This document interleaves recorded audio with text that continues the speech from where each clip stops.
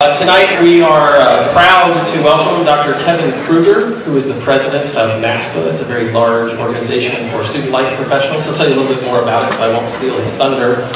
But just a little quick introduction. Dr. Kruger has been with NASPA for 19 years and the president just for this past year. Before that, he's worked as a dean of students at the University of Maryland, where he got his master's and his PhD. Got his undergraduate at the University of Albany. But he's actually from Long Island. So, one of the main reasons why we invited him here was just so he could. All right, so if you would please give a warm welcome to Dr. Kevin Kruger, president of NASPA.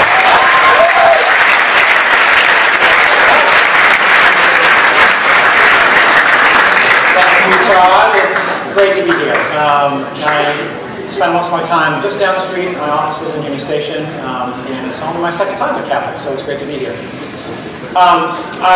Just quick, a couple more things about me that before I get started, things that are pretty important to me also. So I do spend all my time as the president and CEO of this organization that works with over 1,500 college and universities in the country and worldwide in the area of student affairs, student services.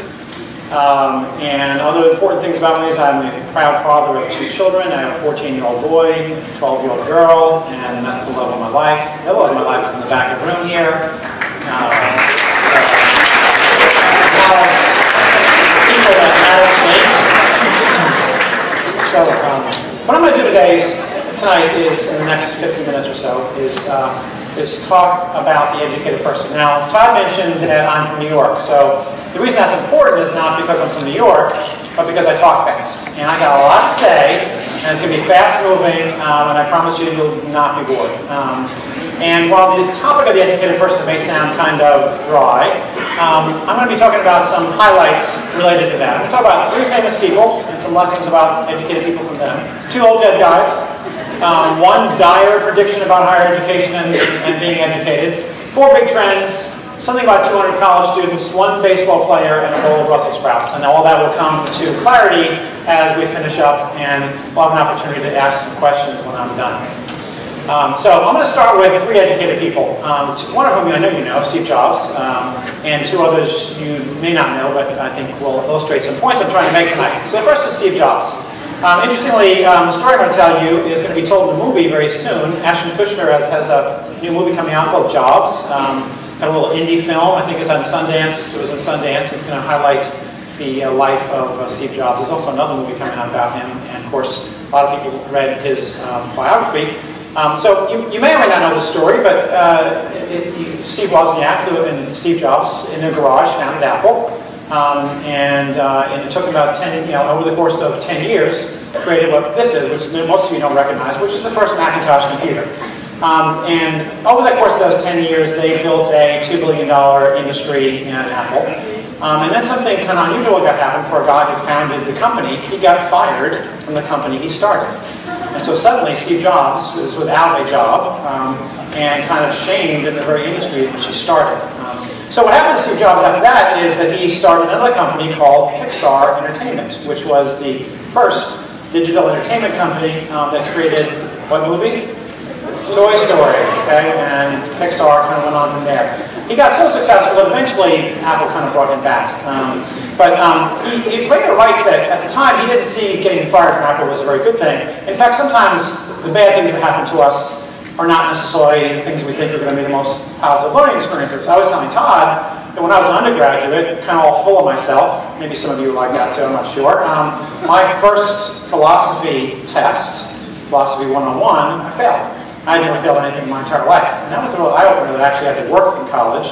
And you learn from these adversity. Well, Steve Jobs learned as well a number of lessons that were important. And one of them is, you will have adversity, but you got to have faith. You have to have faith in yourself and what's going to happen. And more importantly, he had to find what he loved. That was what Steve Jobs' message is. His whole life was built about putting time into the thing that he loved the most, the thing that he enjoyed the most. And the only way to be truly satisfied in life is to do what you believe is great work. Okay? And so think about that as you think about your role in your life as an educated person as well. If you like what you do, if you love what you do, great. If you haven't found it yet, don't settle. I think those are important lessons as we think about Steve Jobs as he thinks about the educated person. Second guy you've never heard of, or very few of you heard of, Peter Diamandis. He founded this company called the X Prize. And the X Prize was an interesting idea. It was the idea that you could create an incentive for people to do some amazing things. He put found $1 million for the first company that could take a spaceship and fly suborbitally for several minutes, land, and do it 2 weeks later. A number of folks, a number of companies kind of engaged in that and were able to successfully do that. Well, since then he is a believer in the whole idea of the potential of our world, and he uses incentives to talk about this. Well, one of the things that he talks about is that while we think about our world as being kind of a crazy place, and you read the news and all these things going on, he says we've got some amazing things that are taking place. Over the last 50 years, poverty has declined more than it has in the last 500 years. Population has doubled, but per capita income has tripled. Child mortality has decreased 99%. He talks about a Mossad warrior who has a mobile phone has more telecommunications power than the United States president did 25 years ago. And if he has Google, he has more access to information than the president did 15 years ago. And as a result of that, he writes about the potential of the world. And he really thinks that technology and things like artificial intelligence and things that advances in medicine, advances in science and technology are going to really change our world in some amazing kinds of ways. And that we'll be able to exceed the basic needs of every man, woman, and child on the planet as a result. So his book, and so since we're in a scholarly exercise, here's my first of several books I'm going to reference. First one was Steve Jobs' biography. This book called Abundance, New York Times bestseller list by Peter Diamandis. And he talks about what's happening in technology and why we should be so excited about the future of our world. And does anybody know what Moore's Law is? We have any geeks in here? We've got a couple of geeks. Good, I'm a geek, okay? And Moore's Law basically has a simple principle that's existed for over 50 years, and that is that the processing power of a microchip doubles every year. So if you take a math class, what that ends up telling you is you have something here that's called an exponential curve. So that the iPhone that you might have in your hands has more processing power than a mainframe did 10 years ago. Remarkably, though, what we're really saying is that we're going to have to be able to do amazing things because of the processing power of these advanced microchips. In 2015, and this is not funny, we'll be able to actually have the computational power to replicate the brain of a human mouse. Now think about what a mouse has to do, that's actually pretty remarkable. But even more remarkable is by 2023, not that far from now, we'll be able to replicate the computational power of the human brain. I mean, think about what that allows us to do. What allows us to do things like this. It allows a computer to beat the best Jeopardy people in the world. Well, that's not too amazing, although if you think about the kind of questions that Jeopardy asks, it is actually pretty kind of interesting. But it does things like the fact that we're going to have self-driving cars. Now, Peter Diamandis also had an X Prize for the first company to get a car to self-drive from California to New York. Google, a bunch of other companies entered, and a bunch of folks were successful doing so. So successful that Nevada and California is now legal to have a self-driving car. My son, who's 14, who I mentioned, is going to be driving in a couple of years. God save me. I don't know what car he's going to drive. It's not going to be mine. But I think about texting and driving, and now I sort of think, well, we don't have to worry about texting and driving because he's not going to be driving the car. The computer's going to be driving the car.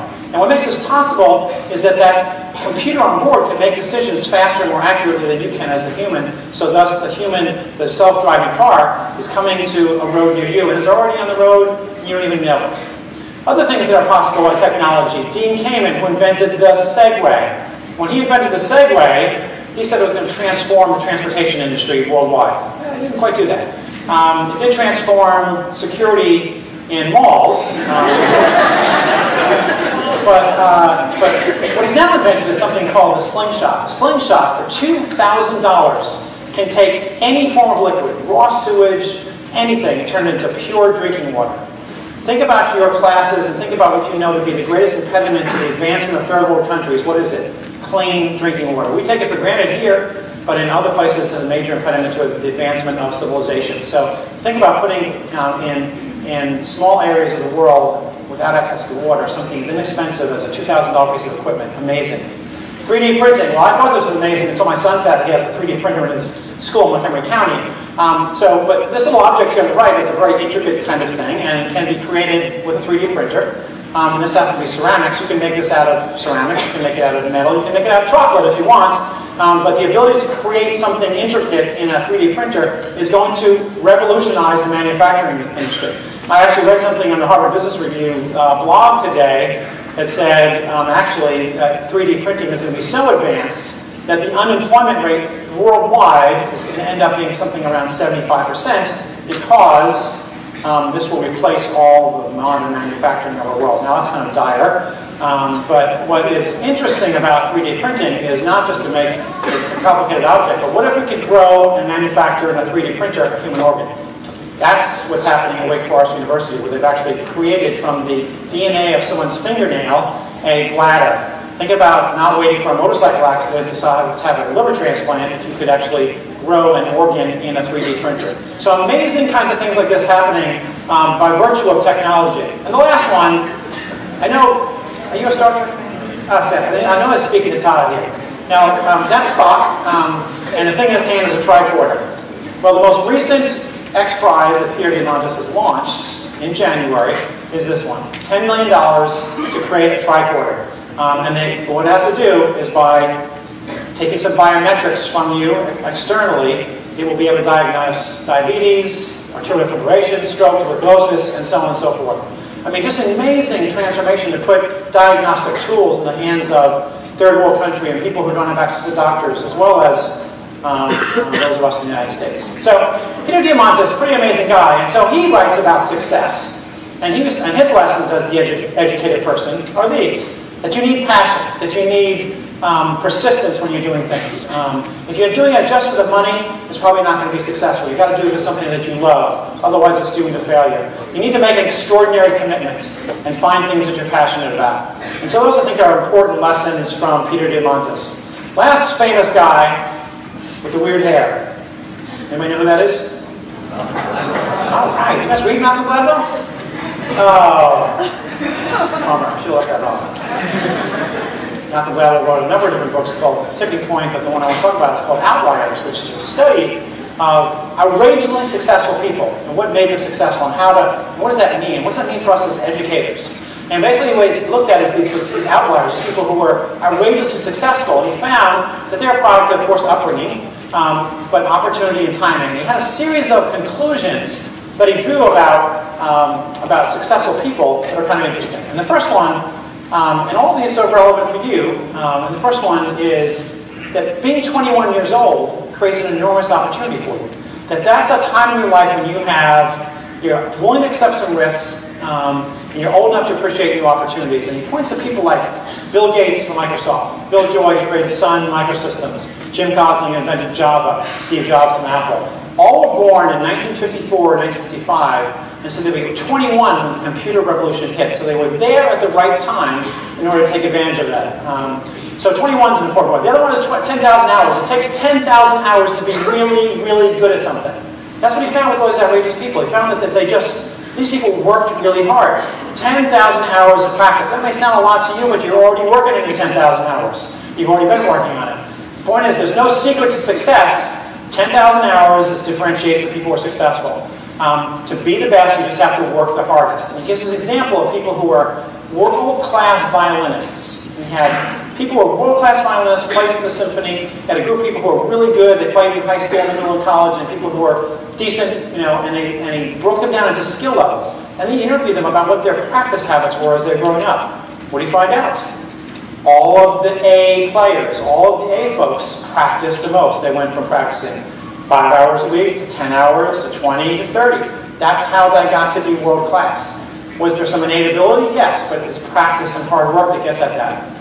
Last thing he talks about is that IQ isn't enough. You just can't be super smart. It's not just about innate ability. It's about opportunity, and it's about, there's a floor. Once you get to a certain point of smartness, of intellect, the rest is all, doesn't really matter. Then it becomes creativity and innovation and drive and hard work.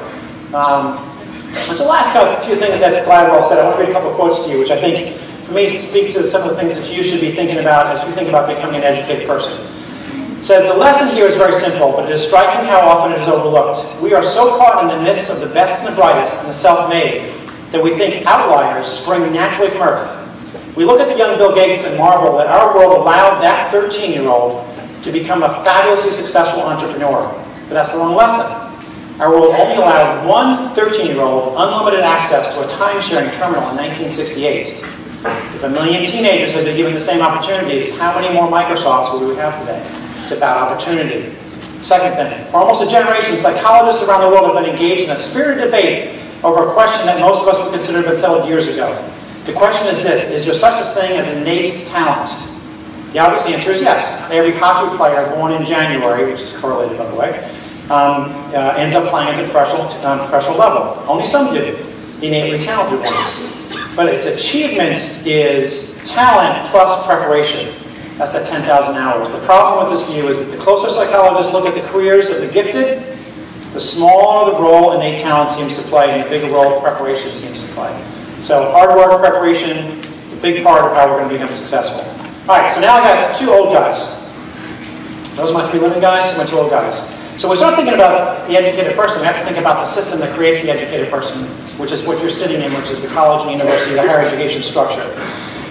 So Thomas Jefferson in 1779 said this about education: those persons whom nature has endowed with genius and virtue should be rendered by liberal education worthy to receive and able to guard the sacred deposits of the rights and liberties of their fellow citizens.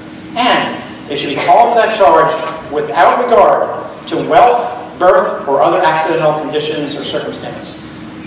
Jefferson was talking about access, meaning it doesn't matter who you are, when you were born, how much money you have, that if you have those abilities, you should be able to have access to education. Abraham Lincoln is famous now because probably the movie might win an Oscar. In 1862, signed into law what is called the Morrill Act, which set up a system of public colleges throughout universities. That's why we have all these land-grant institutions around the world, country.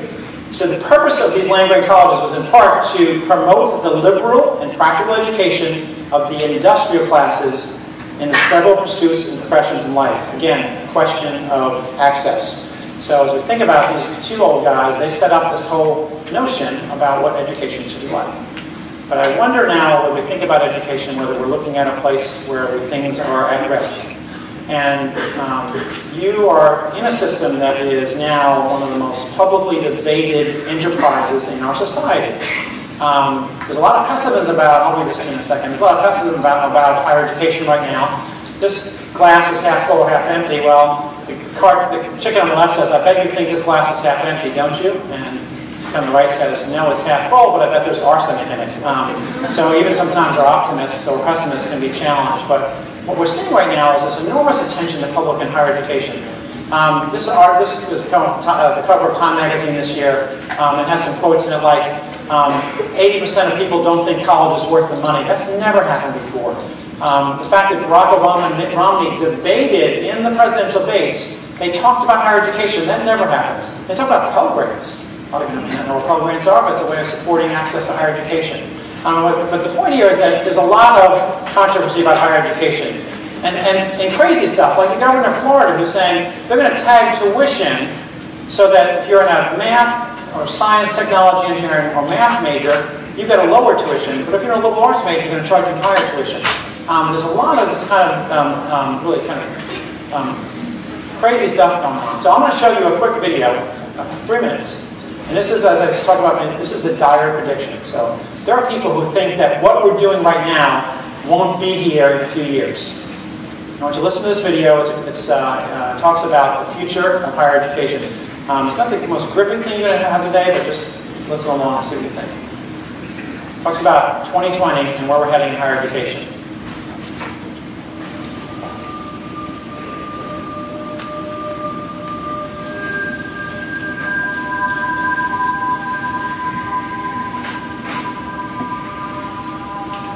It is the best of times, it is the worst of times.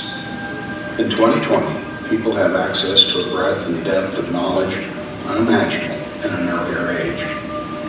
However, schools, as you know them, have ceased to exist. Academia's fortunes have waned.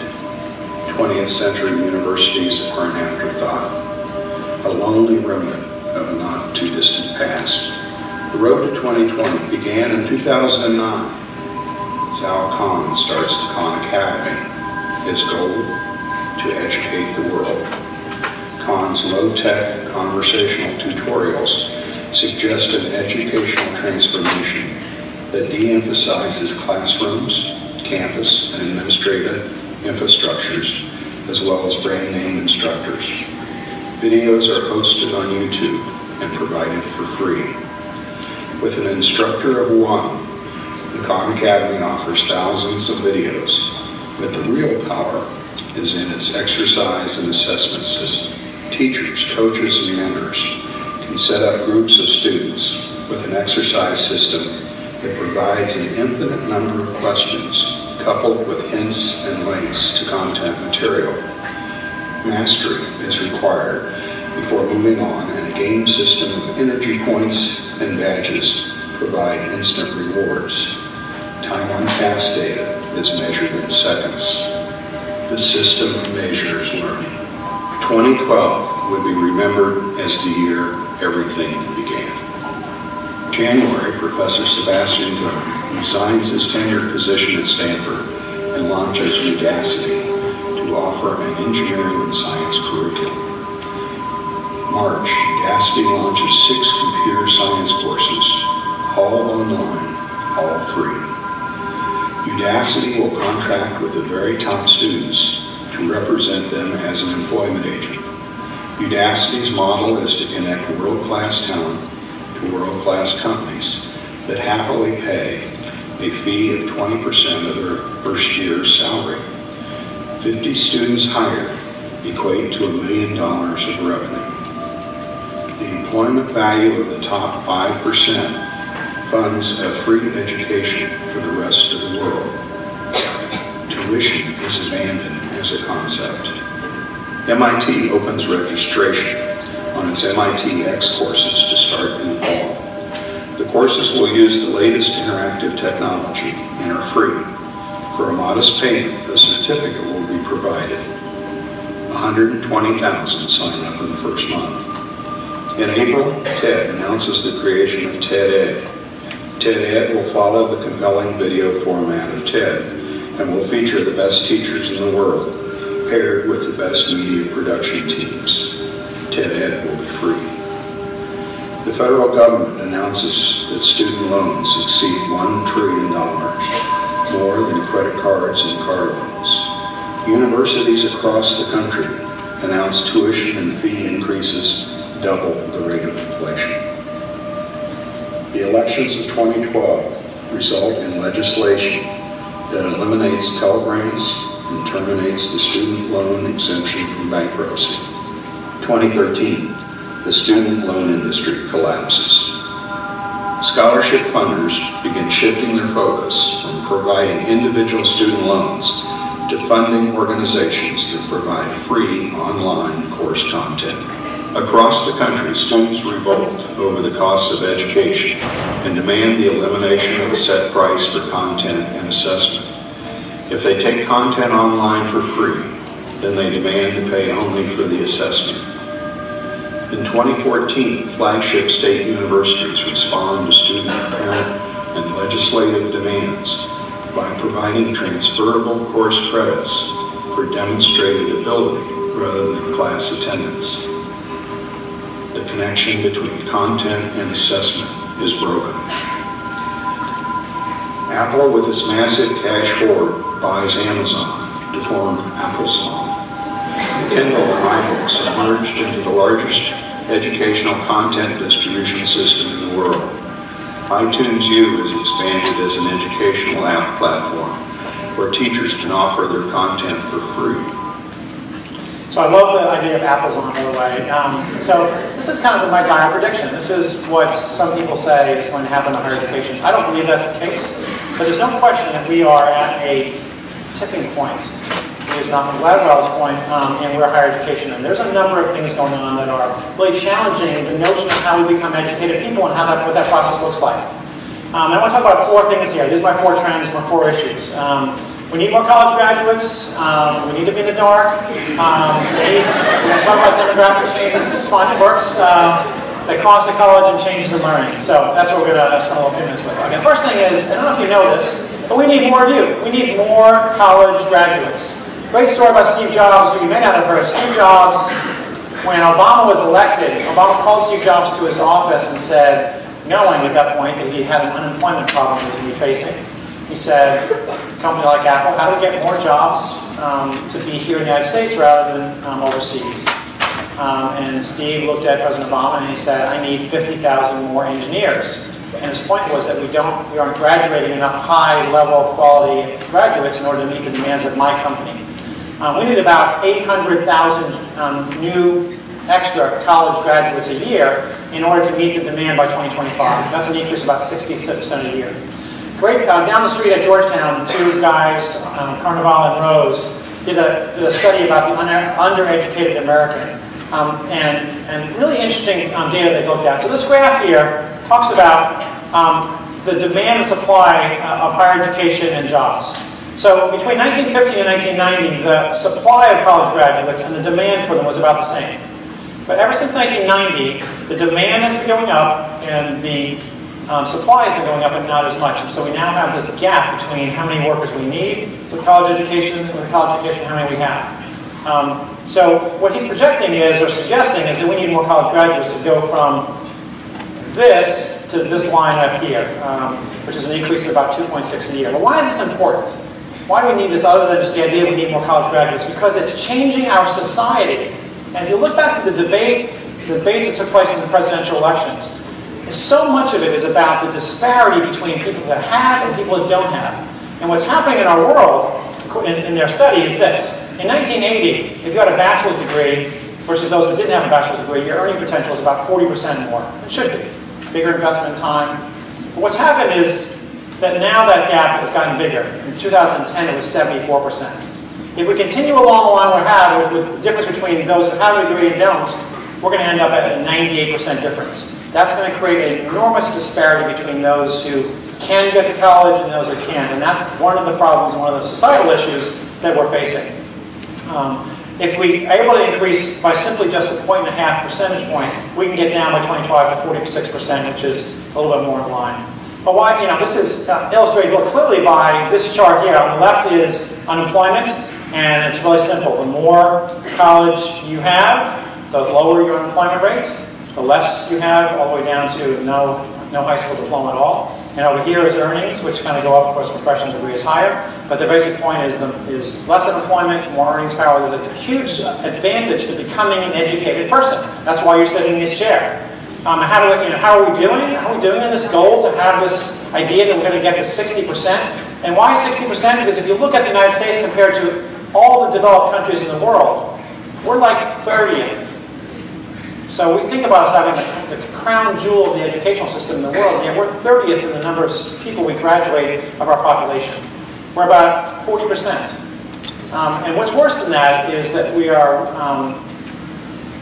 as you disaggregate the data, is that students of color in particular have a much lower graduation rate. If you're Black, Hispanic, or Native American, your graduation rate as a percentage of your population is significantly below that 40%. So we have a lot of work to do in terms of thinking about how we're going to get to that place for our society so we don't end up with a caste system that looks a lot like a racial and ethnic divide in our country. And again, we're starting to see that in many different ways, including the election that just occurred. And one of the ways this is playing out is demographics. I'm a great student of demographics. One of the things I love about demographics is that we know who's coming to college next fall because they were born 18 years ago. We knew when you were coming to college this last fall who was coming and the percentage, and we knew everything about you because you were born 18 years ago. We can't change that. We know the next 18 years of the college environment because they've already been born. Then you can throw in immigration a little bit and a couple other factors, but basically it's baked in. And what's baked in is who are the new people coming to college? We want to shout out, who is the new person coming to college? Hispanic Latino students. This is the largest change in the demographics of our country. You see this, again, go back to the presidential elections. If you look at what happened in the presidential election, look at the change just in 4 years in the number of Hispanic Latino voters. Who would they vote for? Obama. I mean, by a huge margin. What's the Republican Party doing right now?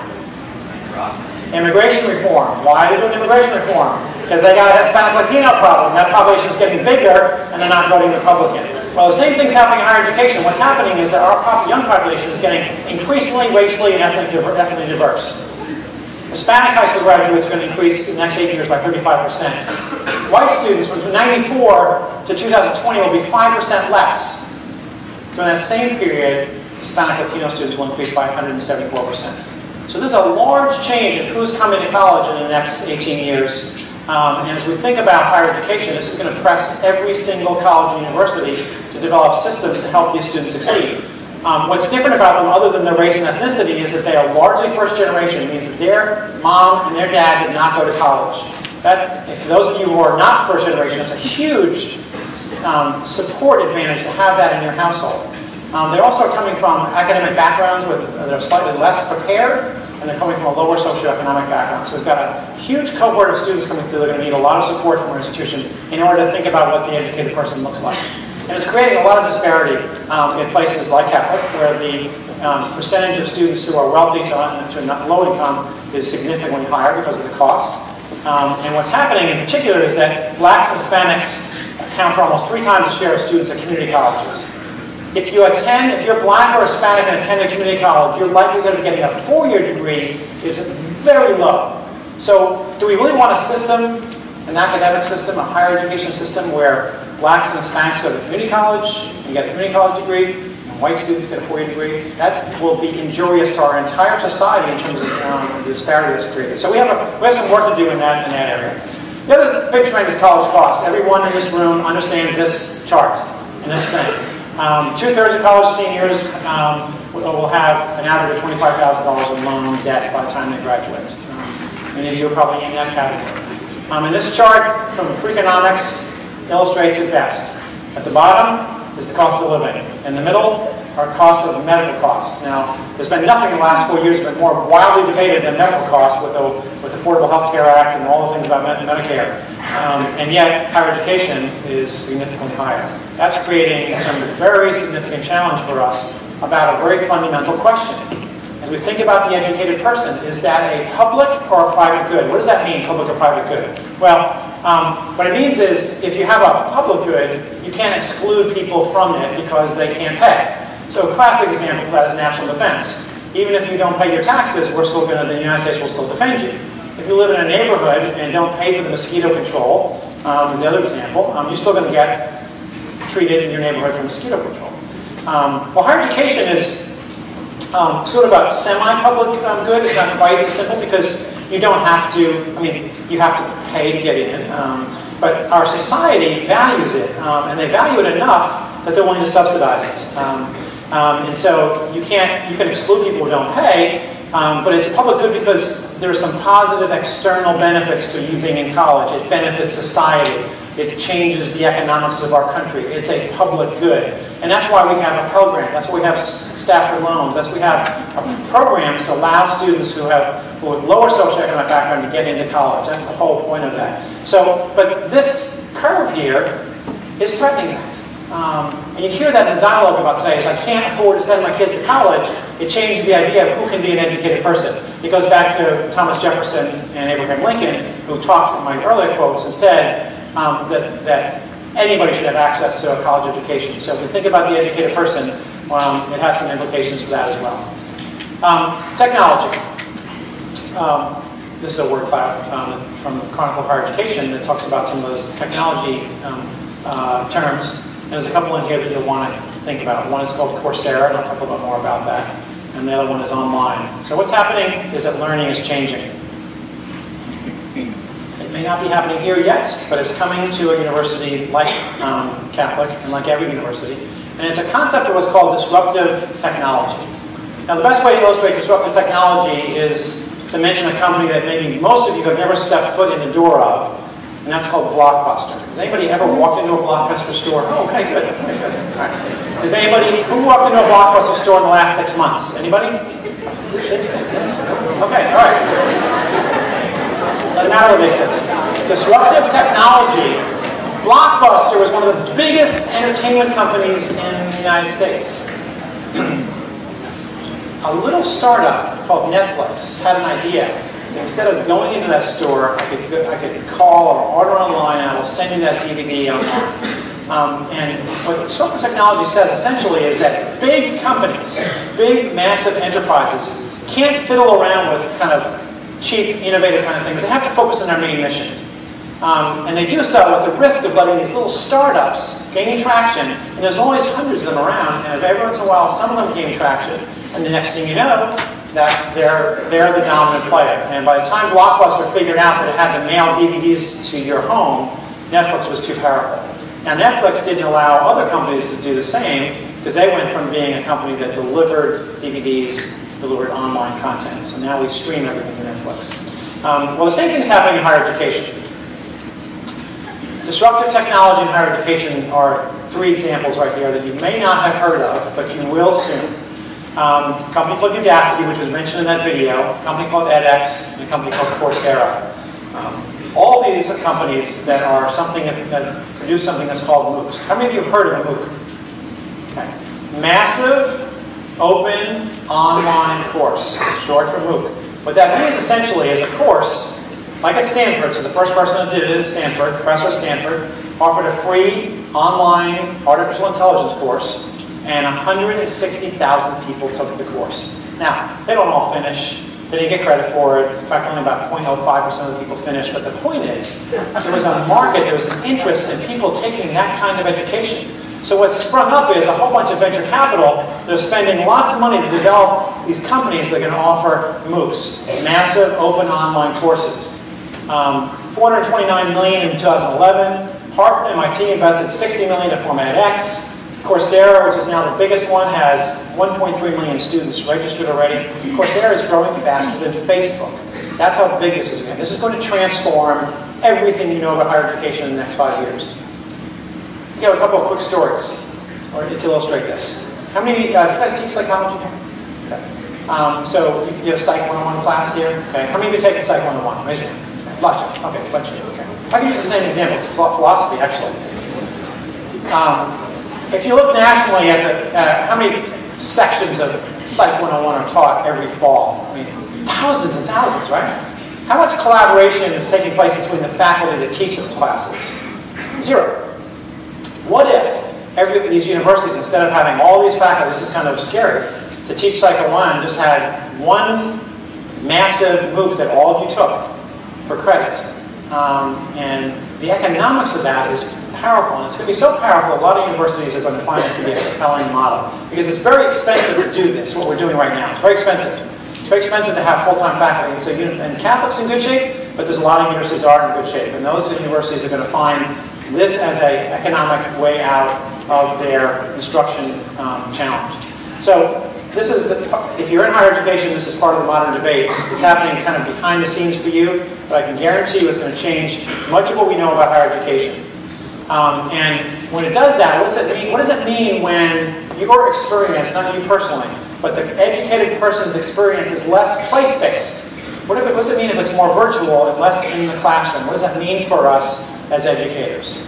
And what it means essentially is that teaching has got to change. Now, this is not a picture from Catholic. We've got to change some of the ideas about what that's going to be like. There's some great innovations taking place, and maybe they're happening here. And the whole idea is that knowledge acquisition really is a pretty simple thing. And we can do that in other ways, like through TED videos and other kinds of things, and use our classroom experience to do more meaning making and learning and small group activities. A lot of what you're doing actually in this freshman year experience. So it's asked, is higher education facing a Kodak moment? Now, some of the people in the room know what that thing on the right is. That's a camera. The thing on the left is a box of film that you put in a camera. I'm kidding, of course. But what happened to Kodak? Kodak invented digital photography, but they thought it was a toy for kids. And so what happened to Kodak last year? It filed for bankruptcy. One of the largest companies in the world filed for bankruptcy because they couldn't adapt to a new market. And does college seem like that sometimes? Yes. 1960, college comprised of this: 4 to 5 courses a term, classes meet 3 hours a week, teacher stands in front of the room, students are evaluated in this little blue book that they handwrite answers to a set of essay questions, and instructors are organized in a set of departments whose names bore the same names they did 50 years ago. Let's advance to 2013. Not a lot's changed. So are we the Kodak of society, or are we going to be something else? Some people say liberal education in general is, the educated person is irrelevant, that we just need technicians. That it's too expensive, it's irrelevant, it's too time consuming, there's other ways to do it, and it's contrary to the needs of a technological society. So I wonder, are we the Kodak or we the IBM? Because IBM had the same challenge that Kodak had. IBM produced that thing on the right, which is an IBM Selectric, which I know none of you have ever used except for a few people in this room. There's one right over there.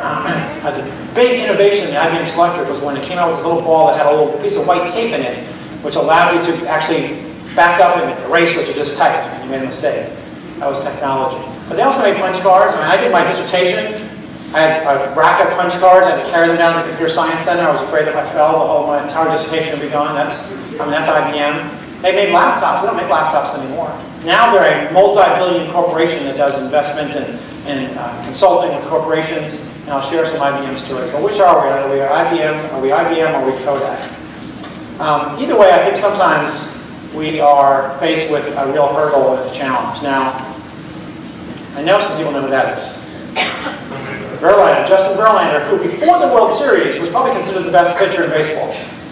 He didn't do so well in the World Series, but he's still considered one of the best pitchers in baseball. But sometimes I think about higher education as being, we're kind of in the 8th inning, it's 2 outs, we're down a few runs, and Justin Verlander's pitching. Not a great situation. Upsets the educated person as the cleanup person. And is it possible that this becomes the answer to some of our challenges and the need for an educated person in our society to address sort of that we're down 2 runs and Justin Verlander is pitching.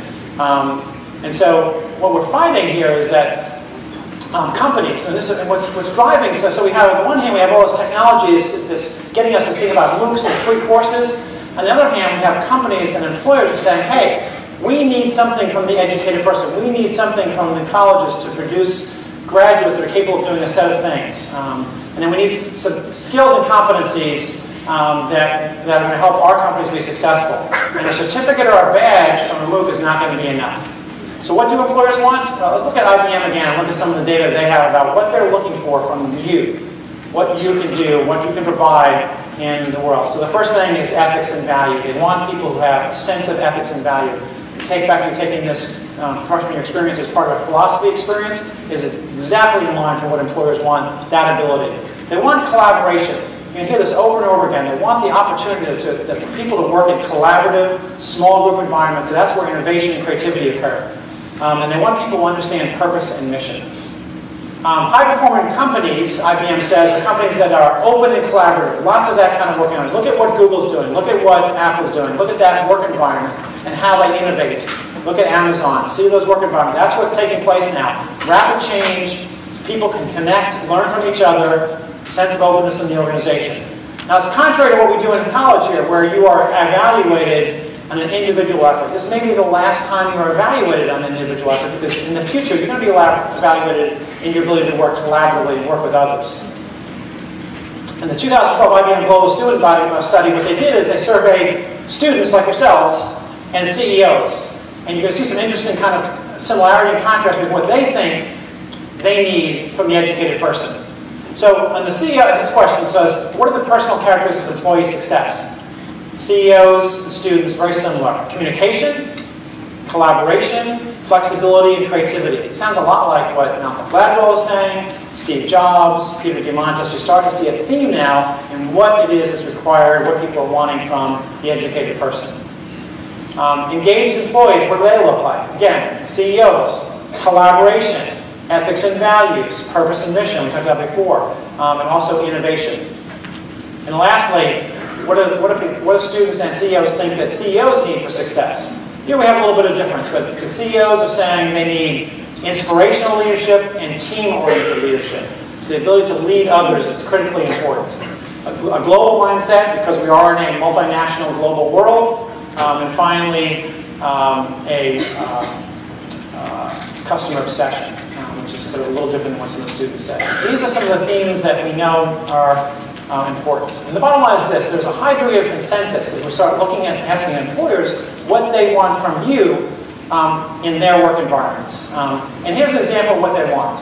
They want you to be able to be civically connected. And I'll talk about that in a minute. But they want you to understand cultural diversity. They want you to understand that this world is diverse, both ethnically, racially, as well as internationally, and you need to be able to focus and function in that environment. They want you to have intercultural competence, which means your ability to get along and to understand the cultures of different people who are different than yourselves. They want you to be able to solve complex problems, because that's the world we're in. It's a complex world. They want you to be able to make decisions using an ethical framework. They want you, lastly, to be critical thinkers and be able to analyze complex information and use analytical reasoning.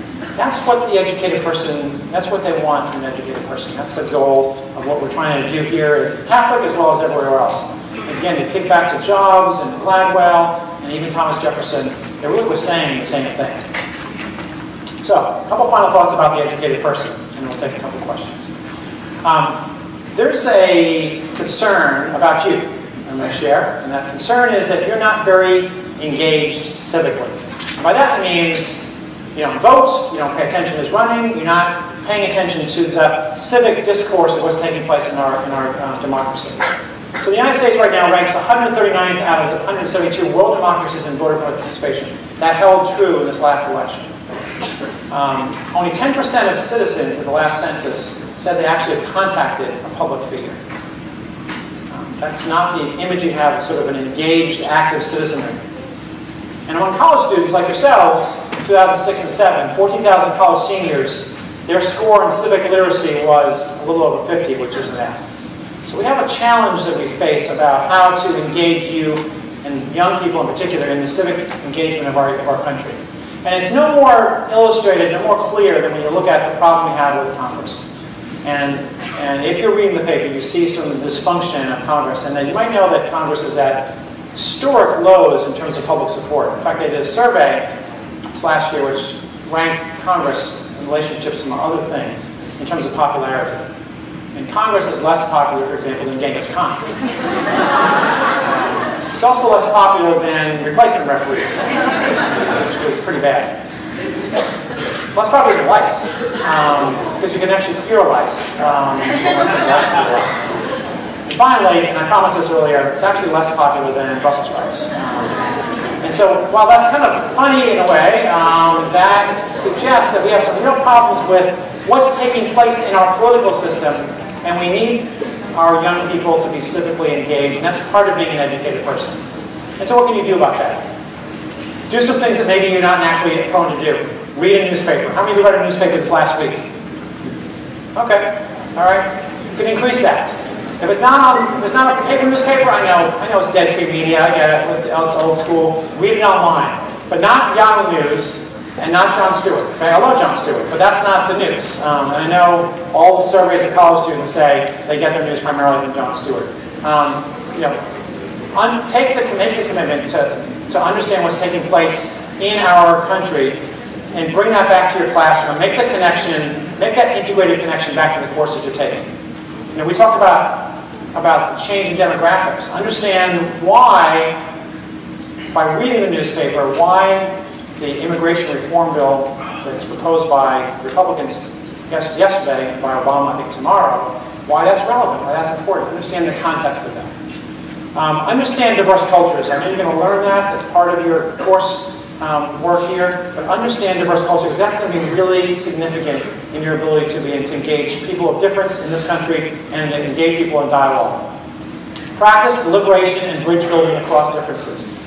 Student organizations, small groups, whatever it is, practice this idea of how you come to consensus and how you debate in a responsible, ethical manner. Find opportunities in your class and out of class to improve your collaborative decision making, because we talked earlier about how important that collaborative environment is going to be. And lastly, develop your capacity to engage different points of view and cultures. And again, find different perspectives, understand different perspectives, so that you can become a more active, civically engaged person. Practice civility. And that's what's missing in Congress. How you have a disagreement with someone and have a civil discourse about that with someone. Practice ethical integrity and respect every day. That's the path towards an educated person. So the last thing I want to just leave you with is a quote by Nelson Mandela, which is my hope for you. And that is, education is the most powerful weapon which you can use to change the world. And the world has so many significant challenges, and I just truly believe that the people sitting in this room are part of that solution. So I thank you for allowing me to be here, and if you find any of it, thank you.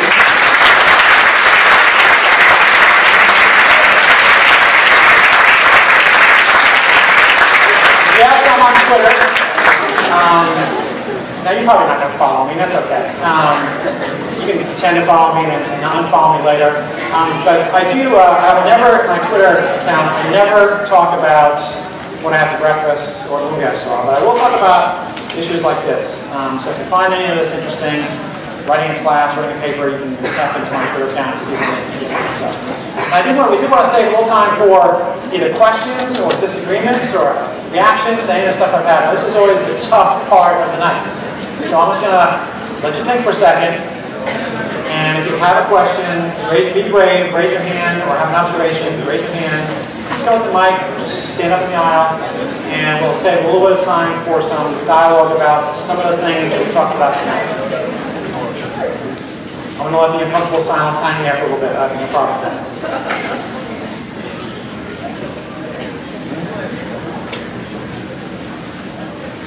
Got it. First person, she sat at my dinner table tonight and said, so being a public speaker, if you ever do this kind of thing, even on a room this size, what you do is, some people when they say a public speaker, you're supposed to imagine that the audience is naked. I think that's stupid. What I do is I find people in the room who nod their head. Because if you're speaking, you look for the people who are smiling or nodding their head, and because that's much more enjoyable to talk to you than the people who are like bored and tweeting and that kind of thing. It's okay to tweet about me. What's your name? Jillian. Jillian, who's one of the sophomore peer leaders, was at my dinner table, and I said, when I speak tonight, I'm going to look for you because I want you to smile and nod your head. And now she's asking the first question. So Jillian, what's your question? How long do you think before CEOs and professionals start accepting the MOOCs as actual? Yeah, that's a great question. The question is, how long before companies start to accept MOOCs as a substitute for college education? Well, that's the premise of that video I showed you, and that's the scary thing. So I think the first step is that universities are going to start accepting it. So that's already happening in California. There's several institutions now that have a contract with Coursera, the big company that's offering this. And now you can take a set of courses through Coursera online and get college credit through the Cal State system for that. So that's one move in that direction. But when employers start to say, if you just take these 6 engineering classes and get a certificate, that's all I really need, and I'll train you to do the rest. That's going to be really disruptive for the higher education system, and I think it's going to happen. I mean, so here's the challenge, I think, and this is why I talk about the educated person, because if you just take those 6 classes from Udacity and you take 6 engineering classes, you're going to be great at a set of engineering skills, but you're going to have none of the other competencies necessary to succeed in today's modern workplace. All those things that we talked about before. So I think the challenge is, let me get back to that list. Where's that list? That list. The challenge is, this is what's necessary to be successful in the workplace. This is what employers want. You can't get that from a MOOC. So I think what's going to happen, Jillian, is it's more likely that universities are going to start looking at some universities are going to look at a hybrid environment of learning where some of the gen ed courses maybe might be taken through a MOOC, but they'll use their faculty for the real deep learning and meaning making that's necessary. But I don't think we're going to get to a place where the traditional college experience is going to go away. I think what you might get is for adult students, people who are returning to work, maybe student veterans, who don't have the resources, time to go through the entire college experience. There might be some certificate programs that are offered through MOOCs that will be accepted by employers. But it's a great question. Yeah. Other questions? Yes. Another great person.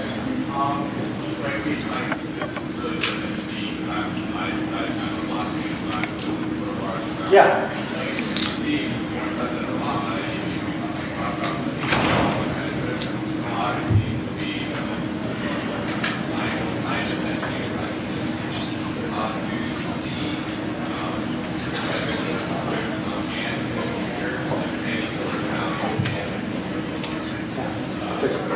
question.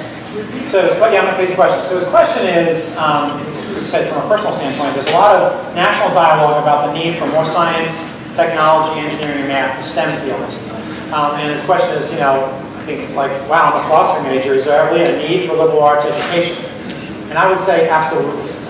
Because if you think about the liberally educated person and what makes up the liberally educated, it again gets back to these things right here. It's your ability to process different information in critical ways. It's problem solving. It's your ability to understand different culture. All of that stuff makes up the notion of the liberally educated person. I think both employers want that, and our society can't do without it. So if we just simply focus, like Governor of Florida wants, on just a bunch of science majors, which is fine, and we need that too. But we have to have some kind of balance, because who's going to work? I mean, look at Google. I mean, they're brilliant people, but they're hiring all kinds of different people because they need that creativity and innovation that takes place that's part of the liberal education. So I think the American society in particular, the American higher education society, and our world and in general our society benefits from the diversity of folks who come through the employment market. And if all we're doing is graduating science, technology, engineering, math, we won't be successful to be able to compete globally with that kind of workforce. We need a balance of both. I, for one, as an employer, I mean, I love, for example, hiring English majors. I love English majors because they've read something, and they know how to write, and they know how to think critically. You know, as a talk, I spend time to get on and think about the way he teaches his classes and what he's doing in his classes. Has anybody had a class with Dr. Lee? Take one of his classes. That's a liberal education. That's the kind of thinking that is going to help you be competitive in any workplace. So it's a great question. I'm a true fan and believer in liberal education. However, I will comment that we are at a kind of nexus on this issue because there is some concern about this term, and that term is employability. Like, can you get a job if you're a philosophy major? Can you get a job if you're a sociology major? And so I think that's going to, you're putting a lot of money into this education, and your parents and us as a society need you to get a job. So, so that's going to be a part of our conversation and dialogue going forward. But I really do believe that there's always be a place and importance for liberal education. Other thoughts and questions? Yeah, in the back. So we live in a nation with over like 350 colleges and learning institutions. There's often this competition to go to what's in college. Is there a problem in our education system where we put too much emphasis on popularity of the school, the name of the school, and not on the education itself? And there's so much to do with this. Yeah, well, so the question is, does our society put too much emphasis on the elites, the elite institutions, and is that really where the best education is taking place? I have some perspectives about that. There's actually some research about this. The research is, when they look at employability and salary, that it makes a difference in where you attend in only a very few, very select institutions. And that after that, it really becomes a matter of what you get out of that experience, and it kind of evens out a little bit. And so unless you're going to go to a very select elite Ivy, it doesn't really matter. What really matters is institutional fit. What matters is how you fit into that institution. Are the values of that institution consistent with who you are? Are you able to do the kind of things you want to do? Are you growing as a person? In some ways, the real challenge of education is you can take, like Malcolm Gladwell's point, you can take some very, very smart people and put them anywhere, they're going to be smart. The challenge of education is how we educate everybody else who needs more, and how we do that. So I think when I advise young people about education, it's like, if you can get into MIT, go to MIT, that's great. Then you might have some economic advantage to going to that or a couple of places like that. But after that, it's about the educational process. And so I do think we kind of overvalue that a little bit in the media. The U.S. News Report, best universities, all that. But real learning, real outcomes take place at every university, and it really depends on what you put into it. It goes back to Gladwell, hard work, preparation. That's what makes a difference more than the university you attended. You can coast through MIT and come out with very few skills. You can coast through Catholic and come out with very few skills. If you work hard, preparation, creativity, innovation, you're going to end up just as it's going to be an even playing field. The question up there, yeah. I think groups are a powerful tool, but I think that there's something lost when cut it, of course, on such a grand scale. Like, for a lab course, there's that hands-on element. Right. Or even for like an advanced level philosophy course or the philosophy major, I think that the person interacting with students better. Completely agree. Yes. Would physical institutions still play a supplemental role, or is the future totally universal? Yeah. So the question really is, and this is what I was trying to get at here a little bit, is that if everybody's taking a virtual class, what are you missing? Well, you're missing all that interaction and dialogue you have with other students and your faculty about what's taking place with that curriculum. So you're absolutely right. That's where the learning takes place. MOOCs will have a foothold because it's economically advantaged. To be able to have one professor and tens of thousands of students is a model which is going to work economically. The challenge of higher education is how do we do that at one level but retain the best part of our educational system, which is what you're doing right now in your philosophy courses. I mean, that kind of dialogue that takes place with this freshman year experience is exactly the powerful part of learning that we need to retain. The challenge, the thing is that knowledge acquisition is actually fairly easy. I mean, what we've learned is that through videos and online activities, that kind of thing, I can teach you things. You don't have to sit in the classroom. I don't have to stand up there and teach you that. What I can't do virtually is help you make meaning of it. I can't help you talk to each other about that experience and how it might apply to real-world settings. And that's what we have to retain. So I think that's going to be the challenge going forward. So I don't think MOOCs are going to replace everything, but I think at many universities you'll see that being one part of the college experience that some students can choose. You don't have to choose that. It may actually be a lower cost point for that. Maybe that course credit costs you less. But we have to retain the powerful part of faculty and students interacting with each other. That's where the real learning takes place. I think we have time for like one more question. Yeah? So, in higher education, where you change Yeah. what about like K-12? Would it change, and would the change be as significant as higher education? Yeah. Well, K-12 is already changing, and so the question is, if higher education changes, will K-12 change? What's changing is really in relation to the last thing I just said, and that's the whole notion of knowledge acquisition. So what's changing in K-12 and educational reform in K-12 is freeing up teachers to work individually with students, help them make meaning of the material that they have, to be able to apply it, to think critically about it. And less about memorization, less about having to memorize things. I mean, memorization, the kinds of things that I did when I was in my K-12 experience are now largely irrelevant because of the access to Google and resource. I mean, all that is changing. The access to information changes what takes place in the classroom. And so I think we're going to see, there's an interesting concept called a flipped class, which is seeing a lot in K-12 and some in college. And a flipped class basically says, instead of using my classroom time for me to teach you facts and details and that kind of thing, I'm going to send you out into the cloud. You're going to learn in the cloud, watch videos, do some exercises, and then when you come back to the class, and that's going to be your homework. And then the in-class experience is going to be the meeting making, the discussions, the critical thinking, that kind of thing. That's what's a flipped class. So and it's using faculty and teachers to do the thing that they're best at, and that is that one-on-one, small group, collaborative learning environment. So that's what's happening in K-12 and education reform. And it's just being smarter maybe about how we use the intellectual capital of our teachers.